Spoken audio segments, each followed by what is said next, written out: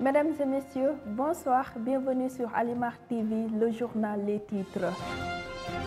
La compagnie sucrière sénégalaise CSS en faillite, 8000 emplois menacés, l'alerte sur la mise à genoux par les importateurs du sucre. Direction au Conseil économique, social et environnemental. Idrissa Seck fouille la gestion de Mimi Touré et diffère sa prise de service. En santé, le Sénégal se dote d'une plateforme des tests de diagnostic rapide au coronavirus.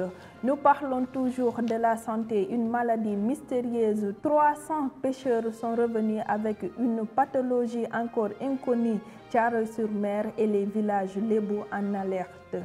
À Touba, 13 centres commerciaux et des centaines de cantines consumées un mardi noir au marché Ocass de Touba. C'est tout pour les titres, le développement dans un instant. Bonsoir à tous. Le plus grand employeur privé du Sénégal risque de fermer. Son directeur des ressources humaines, M. Lamotte, a expliqué que même pour le paiement des salaires pour le mois de novembre est devenu hypothétique. La cause, l'entreprise doit trouver 1,5 milliard de francs CFA pour payer les salaires et à ce jour, l'entreprise n'a pas vendu pour 30 millions de francs CFA. Et d'ici la fin du mois, elle ne vendra certainement pas pour 150 millions et il faudra chercher plus d'1 milliard auprès des banques pour payer. Direction au Conseil économique, social et environnemental. Selon l'observateur qui donne les informations, le nouveau président du CESE a dépêché une mission de vérification dans les locaux de l'institution pour fouiller la gestion de son prédécesseur Mimi Touré. Idrissa Seck a décidé ainsi de différer sa prise de service. Mais cette opération ne semble pas passer dans de bonnes conditions. Selon Mimi Touré, Idrissa Seck a fait interdire l'accès aux locaux du Conseil économique, social et environnemental au DAF et au DRH qui devaient faire le point à ses collaborateurs. À présent, parlons santé. L'Institut Pasteur de Dakar a lancé ce lundi 16 novembre 2020 la plateforme de diagnostic rapide au coronavirus et d'autres pathologies communément appelées Diatropis.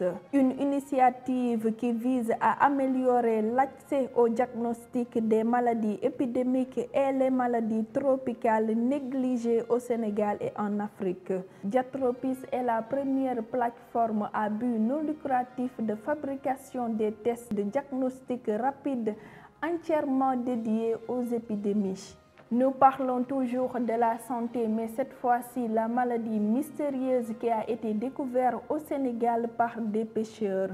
Selon le gouverneur de Dakar, Al-Hassan Sall, il faut craindre une contamination à plus grande échelle, d'autant plus que tous les malades reviennent de zones comme Saint-Louis, Patou, Mbour, entre autres.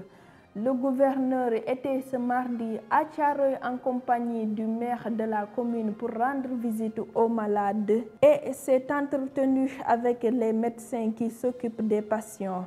Les jeunes malades sont isolés et traités dans le centre social de Thiaroye-sur-Mer. Les autorités sanitaires ont décidé de mettre en place un dispositif surveillant autour de ces malades et appellent à surseoir au déplacement en mer.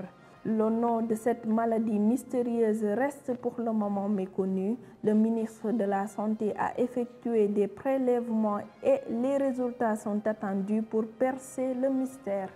Pour finir, direction Touba, un incendie ravageur s'est déclaré dans la nuit du lundi au mardi au marché Ocass de Touba.